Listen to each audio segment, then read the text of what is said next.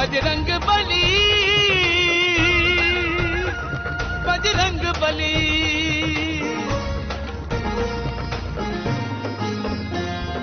जय जय जय बजरंग बली, पवन पुत्र बजरंग बली, अंजनी सुत बजरंग बली, 11वें रुद्र बजरंग बली। जय कपीस बजरंग बली, महावीर बजरंग बली, रामदूत बजरंग बली, श्री राम भक्त बजरंग बली। पंचमुखी बजरंग बली, महाबली बजरंग बली, भयहारी बजरंग बली, हितकारी बजरंग बली। जय जय जय बजरंग बली, जय जय जय बजरंग बली।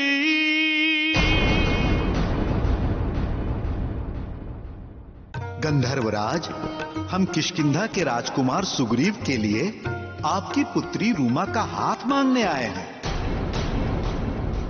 रूमा, पृथ्वी लोक से ऋक्ष श्रेष्ठ जाम्बन और पवन पुत्र हनुमान आए हैं। रूमा देवी, हम तो कब से आपसे मिलने के लिए उत्सुक थे। आपके दर्शन करके मुझे भी बहुत अच्छा लगा। सुग्रीव के विवाह होने का अर्थ है हमारे पुत्र के साथ अनहोनी, इसीलिए हम पनाश की पुत्री रूमा का विवाह सुग्रीव के साथ कभी होने ही नहीं देंगे।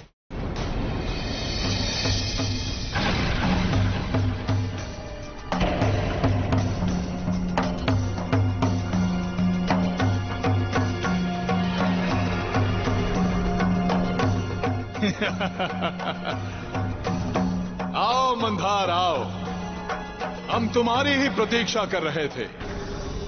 आज्ञा दे देवराज। मंदार, हम तुम्हें एक बहुत ही विशेष कार्य सौंपना चाहते हैं। यदि तुम इस कार्य में सफल हुए तो हम तुम्हें गंधर्व लोक का राजा बना देंगे, देवों का सेनापति बना देंगे हम तुम्हें।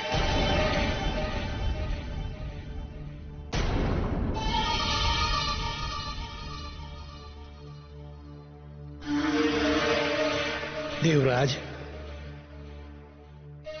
ये तो मेरे जीवन का एकमात्र स्वप्न है। बताइए इसके लिए मुझे क्या करना होगा? मंदार, तुम्हें पनाश की पुत्री रूमा से विवाह करना होगा।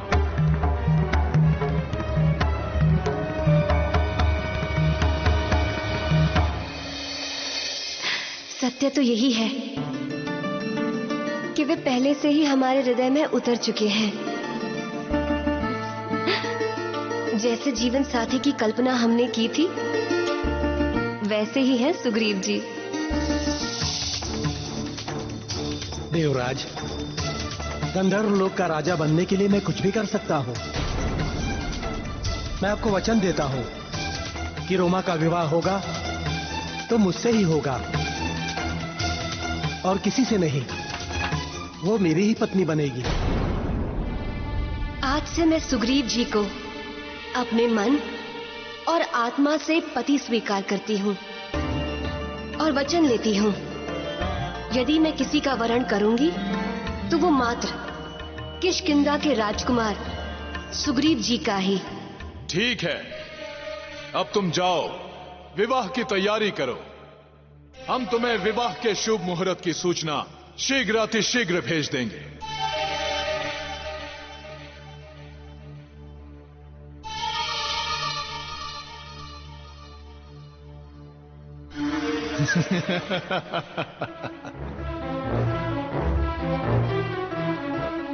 देवगुरु, मंदार के विवाह के पुरोहित आप होंगे। अब आप ज्योतिष गणना के द्वारा मंदार के विवाह का शुभ मुहूर्त निकालें। देवराज,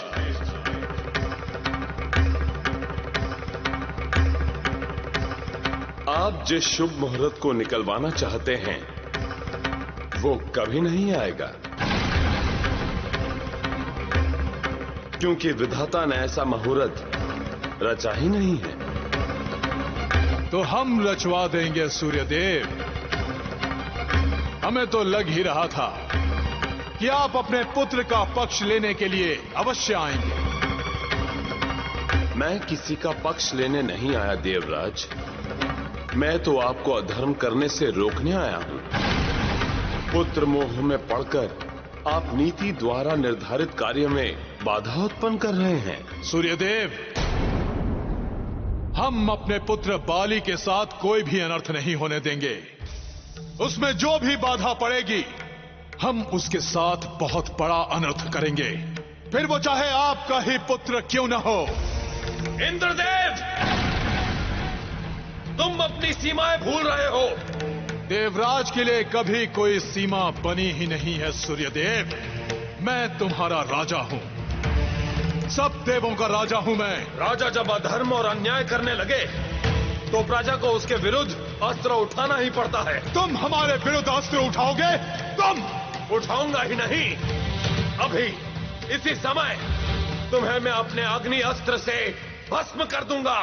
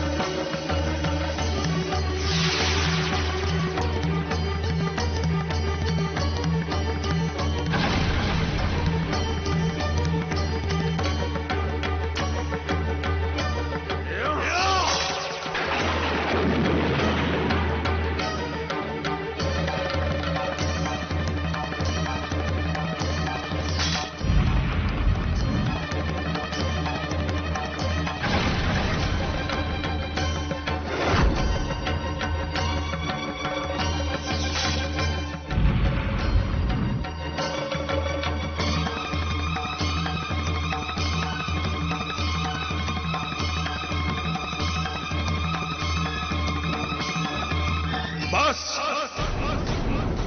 बहुत हो गया।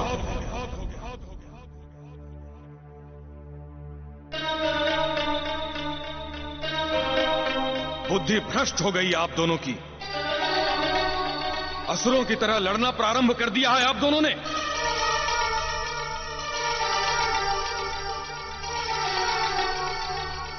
देवता हैं आप दोनों, देवत्व की मर्यादा का तो ध्यान रखिए। सूर्यदेव, आप कृपया यहां से चले जाइए।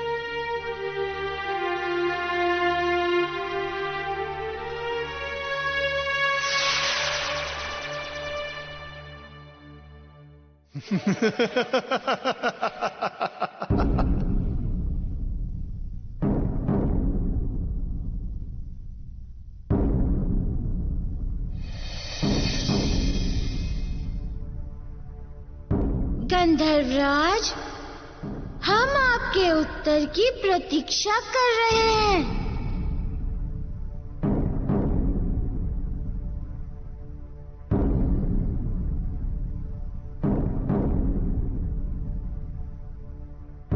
क्या बात है गंधर्वराज, कोई समस्या है क्या?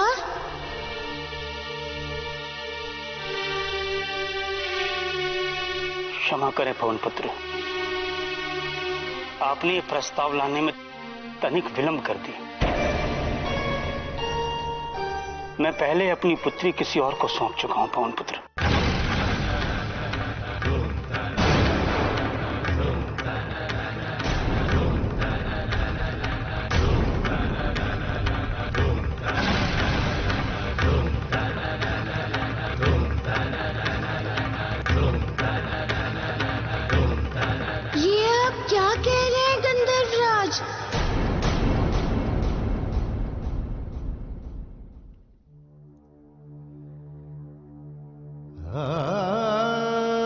ये सत्य है मारुति, मैंने रूमा के विवाह का अधिकार इंद्रदेव को सौंप दिया।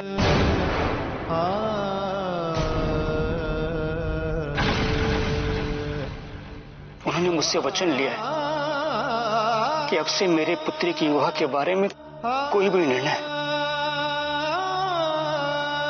मात्र इंद्रदेव करेंगे।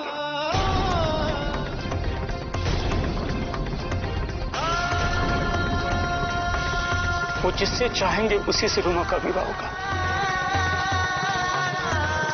मेरे पास तो केवल कन्यादान का अधिकार है मारुति।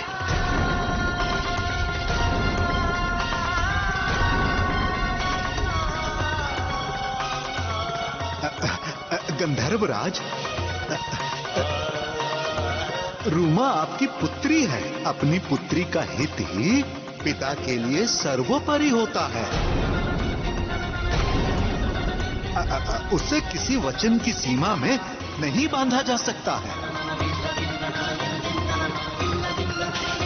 किंतु वचन के मर्यादा का पालन तो करना ही पड़ता है जामवंत जी। गंधर्वराज, रूमा और सुग्रीव एक दूसरे के लिए ही बने हैं। जोड़ियां विधाता बनाते हैं, हम और आप मात्र माध्यम हैं। मेरे वश में कुछ नहीं मारती, मुझे क्षमा कर।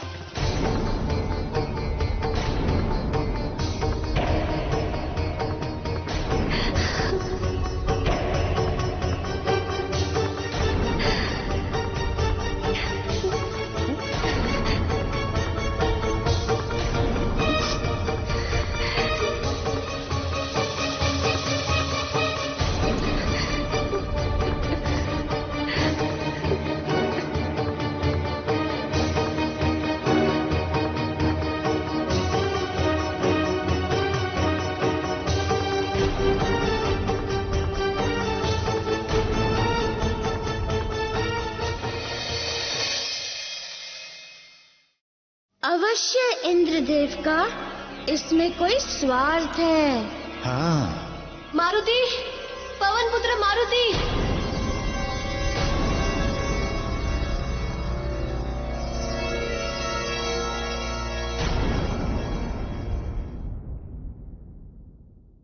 मारुति,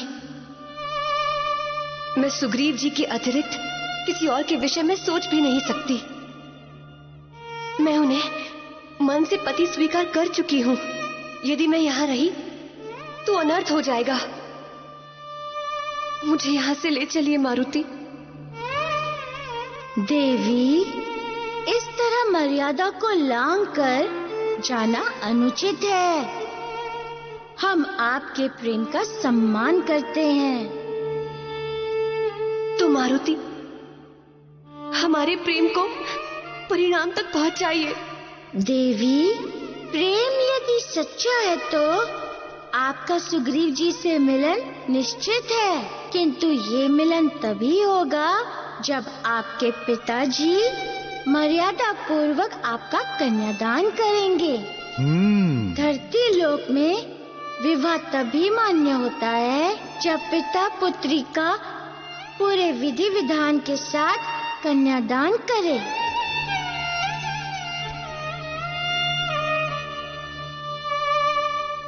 मारुति, यदि मैं यहां रही तो अनर्थ हो जाएगा। मैं अपने प्राण त्याग दूंगी। ऐसा कुछ नहीं होगा देवी। अपने प्रेम पर भरोसा रखो। अभी अपने महल लौट जाओ और समय की प्रतीक्षा करो।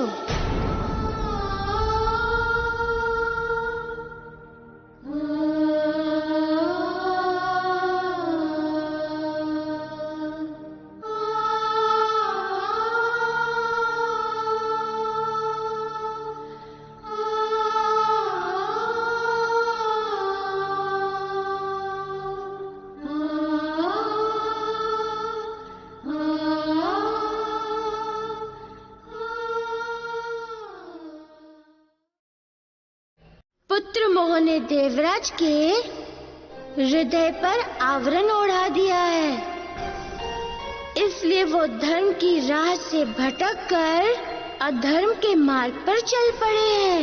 हाँ।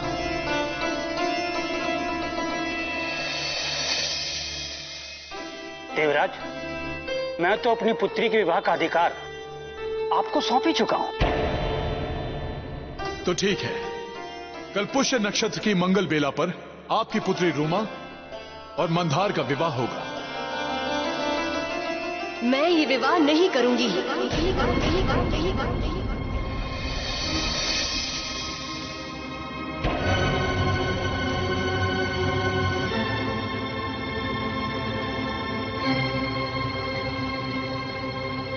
इंद्रदेव, ये आप उचित नहीं कर रहे। विवाह के लिए कन्या की सहमति लेना आवश्यक है। फिर आप मेरी सहमति के बिना मेरा विवाह कैसे करवा सकते हैं? रोमा! माँ, मैं आप सबसे विनती करती हूँ, मैं विवाह करूंगी तो मात्र सुग्रीव जी से।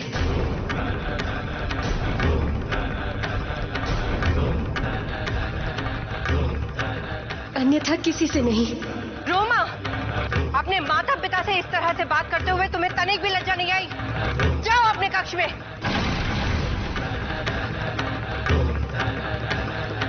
गंधर्वराज, ये सब क्या है? यदि ये सब सत्य है तो आपने हमसे वचन देने का नाटक क्यों किया? देवराज इंद्र, मैं नहीं जानता कि मेरे पुत्र के हृदय में क्या है। अब तो आपको सब कुछ ज्ञात हो गया है। अब हम आपके वचन को क्या समझें? देवराज, मैंने जो वचन दिया है उसे अवश्य निभाया जाएगा। हम अपनी पुत्री रोमा को लेकर निश्चित समय पर विवाह स्थल पर पहुंच जाएंगे। आप निश्चिंत रहें।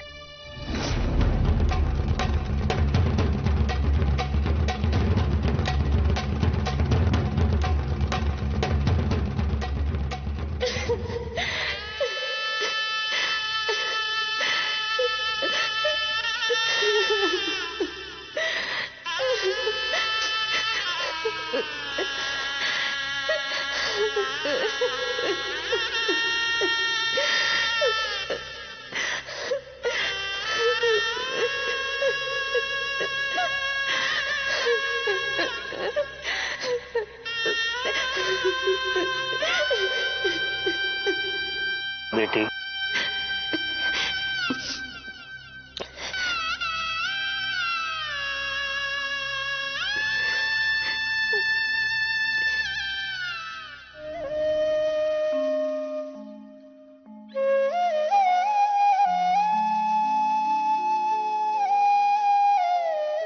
कल तक मेरी उंगली पकड़कर चलती थी।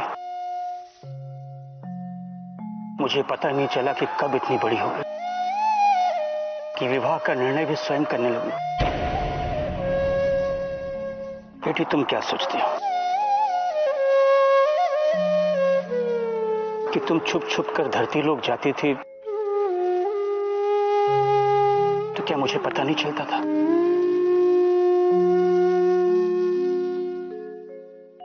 पुत्री जब बड़ी हो जाती है, माता पिता की नींद उड़ जाती है। बेटी, मैं भी तुम्हारे बारे में दिन रात सोचता रहता हूं, फिर भी तुम्हें आज तक नहीं रोका मैंने। अगर मुझे तुम्हारे मन की बात ज्ञात होती तो मैं कोई वचन नहीं देता।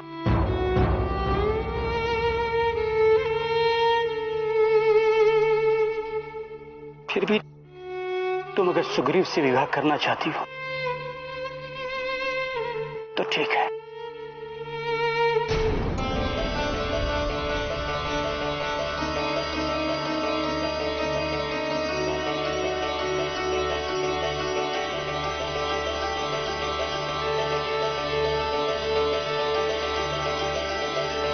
जाओ, कर लो विवाह।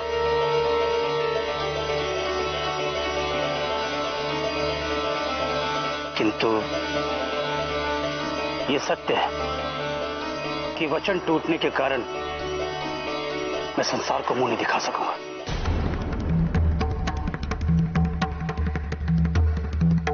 अब तुम्हें जो उचित लगता है वो करो।